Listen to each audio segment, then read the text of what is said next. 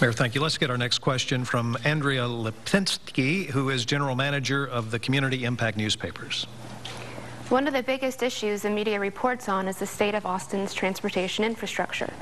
Realizing that the City of Austin is only one of the region's several transportation planning organizations, during your term as mayor, what steps could you promise Austin voters you would take to help solve the problem of congestion, and how would you work with other local transportation agencies to help improve the quality of life for your residents? Start with Mr. Defoe.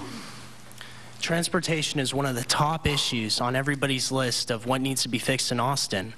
I want to fix congestion, and we can do that if we spend less on corporate welfare. We can widen roads where we have some of our busiest intersections that need more room for vehicles.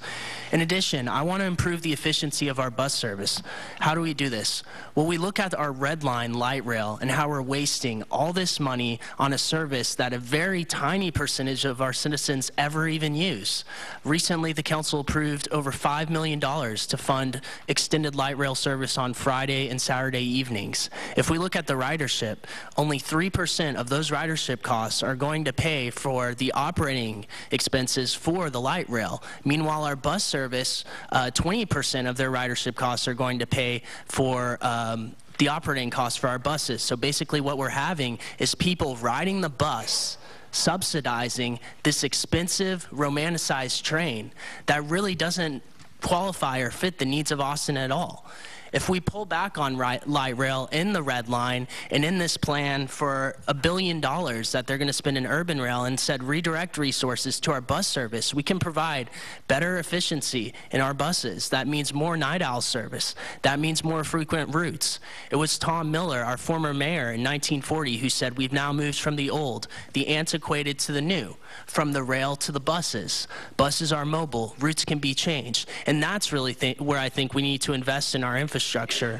As well, we need to allow greater competition in our taxis. Right now, Austin City Council is maintaining a taxi permitting scheme that really eliminates competition and basically controls the market. They've recently passed similar regulations for pedicabs as well. I think we need to let our creative businesses for transport spring up and give them free rein to create the Austin that we all want, one with less congestion and more choices in transportation. Mayor Leffingwell. Well, I've already mentioned the 2010 Transportation Bond Initiative, which, by the way, was no cost, no tax increase at all. But in addition to that, we've been pursuing other innovative solutions, and using those solutions, we just completed recently the flyovers at I-35 and Ben White. That was a road that was actually begun in 1984. That's a long time for a bureaucracy to work, but it has worked finally. In addition to that, currently under construction and due to be completed this summer is the flyovers at Mopac and Ben White. And that was very innovative because what the city actually did was use some of our bond money to loan to TxDOT. It's a TxDOT project. They're going to pay us back in 10 years, but those flyovers are going to be completed, and they're going to save Austin drivers 2,000 hours of drive time every day by estimates of our transportation department.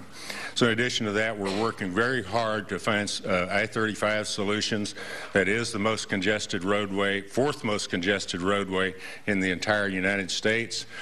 Obviously, if we can use SH 130 as a bypass, that would be great. We're working hard on those solutions right now. It's primarily a TxDOT solution, working with the bond covenants. Their bondholders are paying for that road. But when that road is finally completed, connecting up to Interstate 10, leading to San Antonio, that will be a great option to try to find more ways to divert traffic, truck traffic, around the city of Austin. In addition, I previously mentioned that we're working on mass transit solutions. We really have to do everything. We have to not only do roads, but we have to do mass transit, and we have to do pedestrian and bike facilities as well. Ms. Shea? I really think we lose the public confidence when our leaders promise one thing and then don't deliver on it, and that was clearly the case with 130. We were told it would relieve congestion on I-35, and it clearly hasn't. I think it will take leadership and commitment to really work on doing whatever creative things we need to do to shift the truck traffic off I-35. We're smart enough and creative enough as a community to come up with these solutions. I just think we haven't had the leadership for it.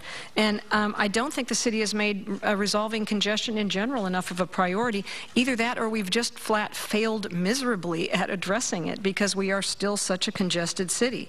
But I can tell you one of the things that I do not support, and that is putting toll lanes on MOPAC. I think that this is another one of those things that really robs the public of confidence in its leaders when we've paid for a roadway and then we come back and tell the citizens, oh, we're going to make you pay for it again by creating a toll lane. We already have enough problems with affordability. I don't think we should be spending huge amounts of money to create structures that will require people to pay yet again to drive on a road that we've already paid for. And as far as rail goes, I do think we have to have rail in our future, but I think that there's been a real failure of leadership to make the case to the citizens about why we need it and why it's worthwhile. We had a failed rail election in 2000, and I would hate to see that happen again. The mayor said he wants to put rail on the November ballot. I don't think we're ready to vote on it, and I think it would be disastrous for the community to have another failed rail election. And on the bus system, honestly, I can't understand why Capital Metro doesn't have maps at the bus stops. This has been one of my pet peeves, but we have to have a more efficient bus system if we want the community to support having expanded transit options that will be managed by Capital Metro. Mayor, she mentioned you there. Do you want to respond?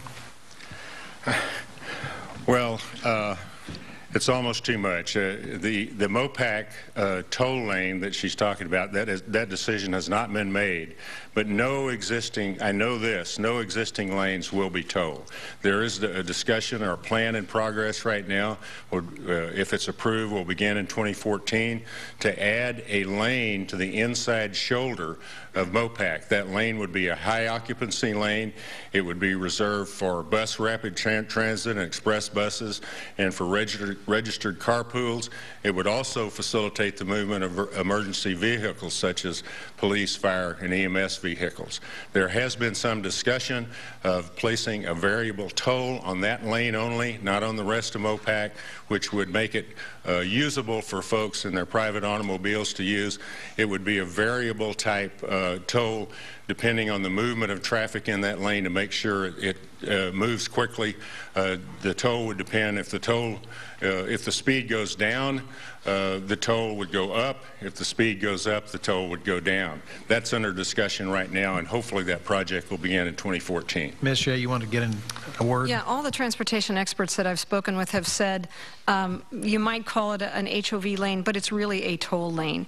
And the mayor has voted for it in the 3-year TIP transportation plan. Clay?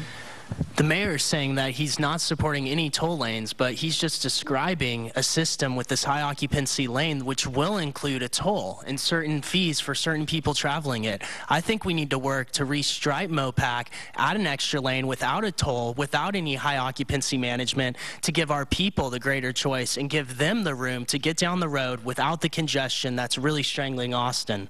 I think it's a mistake to think that with a toll we can manage it or clear up congestion. We need more room on our roads, and we can do this by line item appropriations. We don't need bonds that will fund our city with more debt, which we don't need. We already have 1/4 of our property taxes going to pay the debt on previous deals. I think we can do this through line items if we end the corporate welfare, rein in spending at City Hall, and provide better transportation infrastructure for our citizens. Transportation, no doubt, a hot button around Austin.